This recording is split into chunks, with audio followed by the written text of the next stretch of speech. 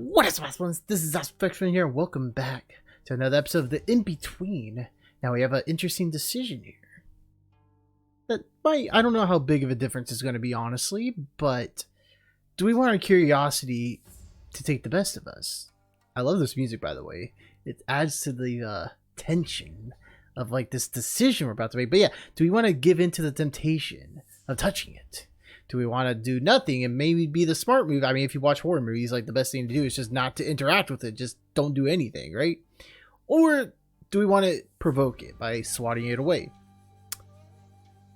Even though I am a fan of horror movies and I know the right answer, I'm going to touch it because, you know, we want to see the plot, if you will. We want to see the interesting details, as some would say in French. Okay, that obviously that's not what it is, but okay, you get what I'm trying to say. But without further ado, we're going to go ahead and jump straight into it, as I feel like the best thing to do here is to touch it. More interesting thing. The feeling the soft touch felt somewhat familiar.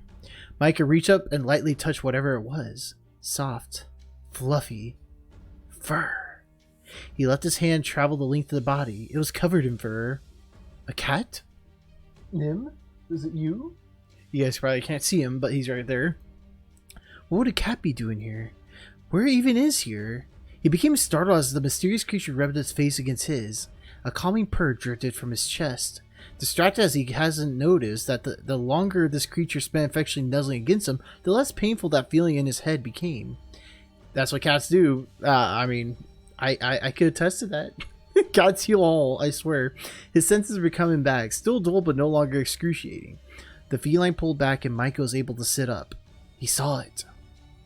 Oh, that's a precious looking kitty. If you ask me, well, it's not a kitty, it's a cat. Beautiful eyes. Oh. Yeah, it has the vampire teeth, but it's just adorable. Look at you. Yeah. It radiated powerful energy. All cats do. By its appearance, you would never expect it to be affectionate as just it was. Its eyes fixed on as he stared at it. A keen intelligence mixed with what seemed to be concern. If all this moved with its eyes, then with the swish of its long tail, closed the gap with the elegant pounce, coming to rest on Micah's lap. Those eyes that stared at him, so vibrant, they were beautiful. Lost in thought about how pretty the amethyst color of the feline's eyes were, Micah was surprised when the creature stretched up its front paws on his chest, nuzzled against his cheek, and licked his forehead. His senses filled with the scent of honey. Micah raised his hand to his forehead, lightly touching the spot the feline had just moved away from. It licked me? Where the cat had licked me, a warmness spread throughout his body. He suddenly felt much better. His body was not hurting anymore. As he examined himself, he once again heard a bell. Micah desperately reached out, trying his best to call out the disappearing cat. Wait, don't go! No voice left his throat and carried through the darkness. The only light he had was those eyes. Those eyes. Without them, everything was dark again. Okay, I thought I read it right, but he closed his eyes. He was suddenly so tired. Faded sound reached Micah as he stirred to his consciousness once more. His eyes slowly opened. Interesting dream, to say the least. But we did pet the cat, which means we touched the cat. We didn't swat it. If we swat it, then we probably would have gotten bitten. But I guess that tells, you know, that kind of describes how I am as a person, I guess. Like, well, no, I mean, in just different scenarios, but I'm more of a, you know, forgiver, I guess. I'm more caring. I don't swat. I don't try to see everything as cautious, I guess. Which is bad and good, obviously, but, like, it could be pretty bad and also pretty good, you know. Anyways, I'm just trying to make a point here, but I forgot what I was saying, as I'm a little bit sleepy, I'm not gonna lie. But talking up his entire vision was the blurry face of his best friend. Micah! Jesus Oh, Christ. thank God. My God, Leonardo, that was a jump scare for me. Fuck. I had the volume, like, real too loud. Oh my God. Not so loud. My head hurts. Say, Micah. It was only then he realized. It didn't. His head didn't hurt, actually. It didn't hurt at all. He reached up and touched his forehead. For the first time in a long time, his head didn't hurt. Not since that cat. Is it even possible for pain to be licked away? No, that's stupid. Michael stifled a laugh, looking up towards Leon. So dumb. Me? No, Maybe. not you. Hey, Leon? Yeah? Thanks. Seriously. Leon's face went bright red. Don't worry about it. He glanced away shyly, awkwardly fiddling with his tie. Ooh, finally. Micah, Hmm? what happened to you? What did happen to me? I was hoping you could tell me. How did I get here? I was at... At where? The cafe? You collapsed. The cafe. What was he doing at the cafe? Thomas said you were acting weird and then fainted. So he called me and I brought you home. Acting weird. Seriously, are you okay? Hmm? Yeah, I'm fine. I feel completely normal. AK, you're not doing fine. Normal people don't pass out for no reason. Leon seemed unconvinced as he frowned deeply. Hey, did I, have anything with me when you brought me back? Like what? I don't think so. But I wasn't exactly worried about your things when you were sprawled out on the ground like that. Wait, if I collapsed, why bring me back to the apartment? Why not the hospital or something? Fair point. I panicked, okay? And I didn't want to call your aunt either. Micah's eyes went wide in surprise. His aunt. What does she know? Does she know anything? Mr. Harris didn't seem too keen on her at all. In fact, it would have been an understatement to say he disliked her. Mr. Harris! What? Who? Calm down, Micah. You aren't well. Okay, so yeah, I was about to say, because that sounded a little bit skeptical. The fact, I mean, yeah, they were best friends for a bit, so of course you would know about the aunt. But like the fact that he didn't want to, the whole reason he didn't take her to the hospital because the aunt would probably know about how he passed out because of Mr. Harris. And then this happens, like, who? Pretending not to know who Mr. Harris is. So Leonardo definitely knows something about him. So that's what would happen if we ended up hanging out with Leonardo rather than going to the cafe. And yeah, okay. Anyways, just some things to keep in mind. Micah jumped off the living room couch he had been placed on, bouncing to his feet. I'm sorry. I have to go back to the cafe for something important. Thanks for everything. Micah, wait! Micah threw open the door to the cafe, startling a few customers seeing near the door, and headed straight for the table he had last been at. So focused on finding what he left behind, he walked straight past Thomas. The table still sat empty. No one sat in either seat. Mr. Harris was nowhere in sight either. Empty. Where was it? He scanned the top of the table before squatting to see underneath, feeling the seats to make sure nothing fell and got stuck anywhere.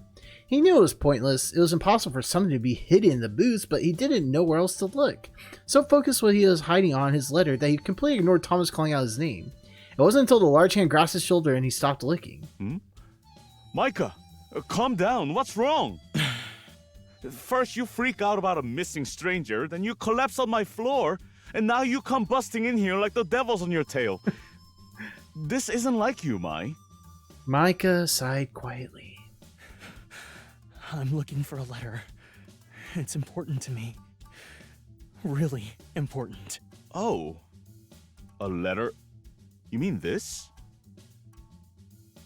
Out of his apron, he pulled a letter. It was wax sealed, carefully closed again. An inexplicable relief washed over Micah. Yes, that's it. At any moment now, he felt as if he had burst into tears. Oh, Thomas, I could kiss you. Now, don't tempt him for a good time, even though he's married already to... Yeah, anyways. You'd have to get the missus' permission for that. What if she was a Fujiyoshi? Then she would probably say yeah.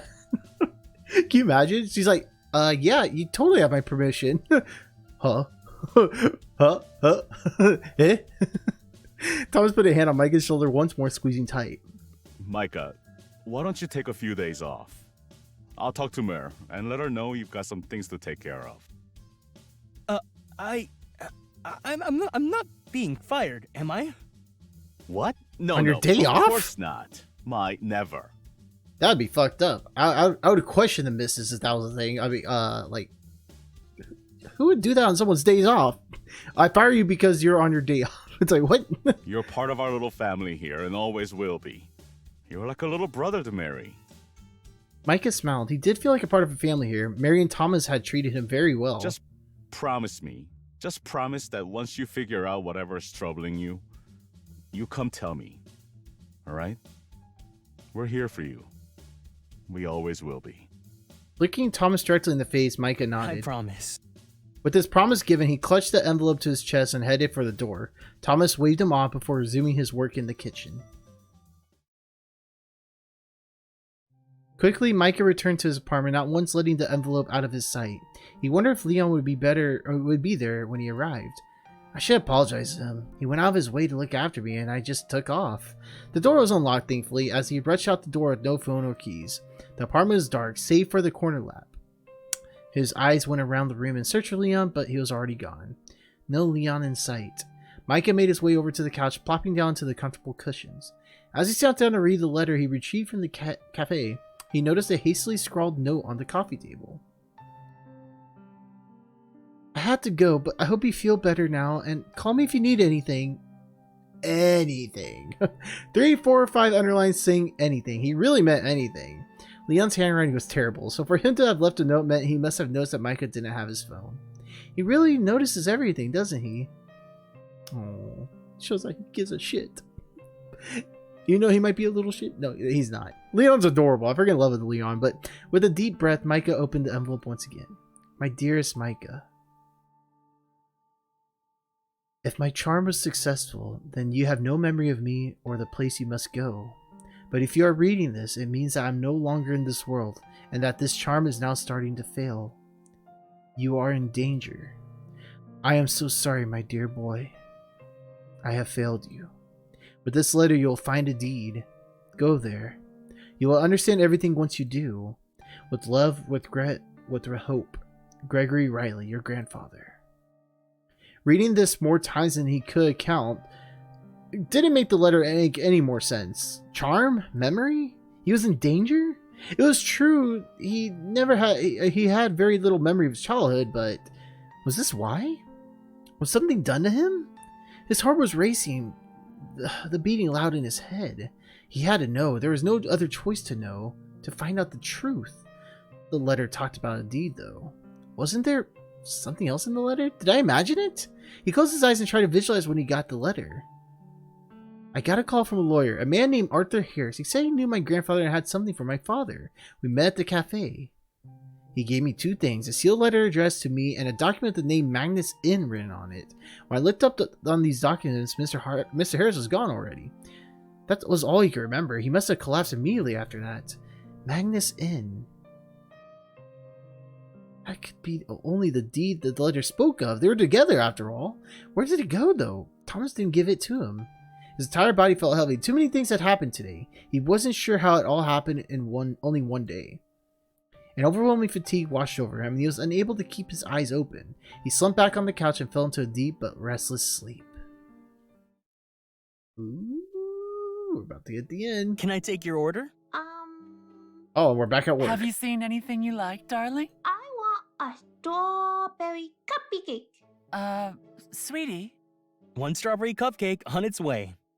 just a latte for me, please, dear.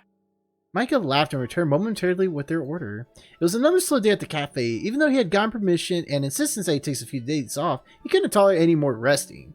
Oh god.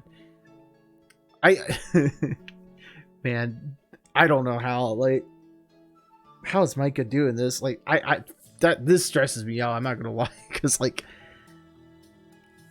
my head had been off. I would definitely need days off. I just can't imagine. It's like, man, he must have the nicest customers coming in every day in order for him to tolerate this. I'm just saying, because you occasionally get those people, and then some don't tip and such, and then I can't imagine. I would be stressed beyond belief. At least to me.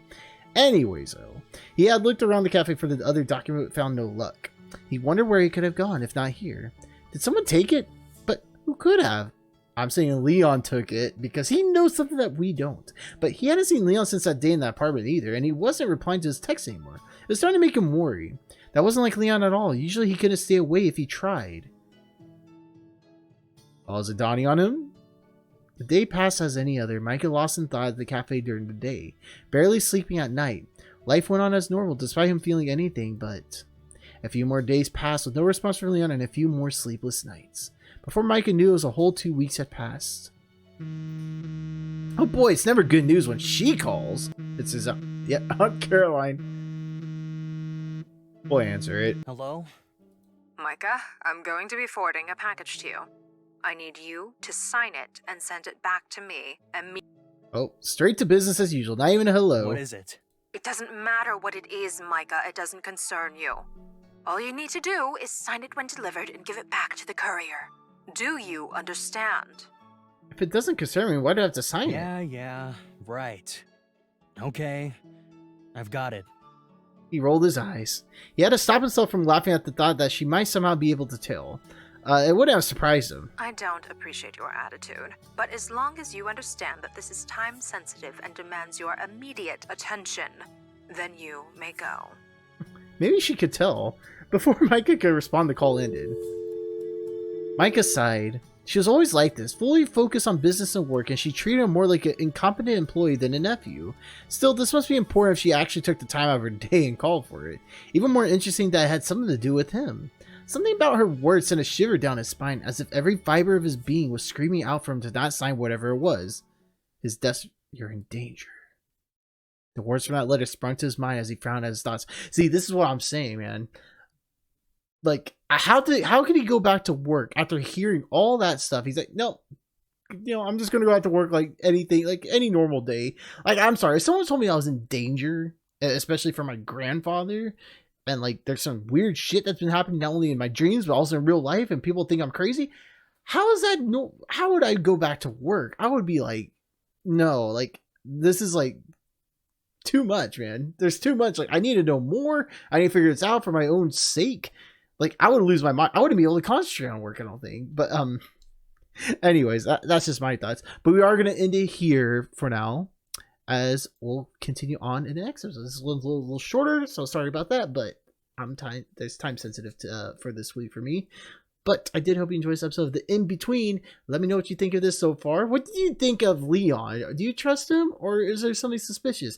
Maybe it's just me. I don't know. But as someone who's an expert at storytelling, at least like judging it and predicting, at least I would say I'm a good predictor on how things go. What do you think I'm wrong? Do you think I'm wrong? Maybe I'm being too harsh on Leon. Maybe Leon's a nice guy. Maybe he did nothing. Maybe he didn't steal anything. Even though he picked up our body and took us, again, to our apartment and didn't take us to the hospital where the aunt would show up, Aunt Caroline and such. Not sketchy at all. But again, let me know in the comment box down below. What do you guys think? And other than that, I'll see you awesome later with another video and a live stream. I know we didn't do the karaoke stream. Internet's been spotty, I'm not going to lie. So once that's fixed, I could go back to live stream, but I'm just not going to risk it when it's spotty. So... And it's weird too, like everywhere around this house, like it's fine. It's just for some reason my computer is just having the worst, I was about to say horrible, but it's honestly the worst, like the worst time ever trying to just get full connection to the internet. But anyways, so once that's fixed, then we'll be able to live stream. But for now, just enjoy these videos, and yeah, that's all I gotta say. I love you, and don't forget to stay awesome. Bye bye.